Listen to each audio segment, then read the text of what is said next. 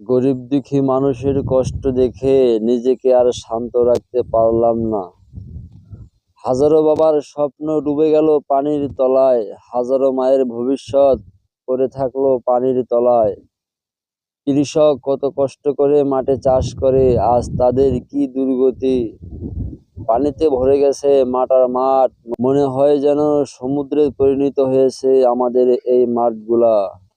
লক্ষ লক্ষ টাকার ধান আবাদ সব পানির তলায় হাবুডুবু খাচ্ছে।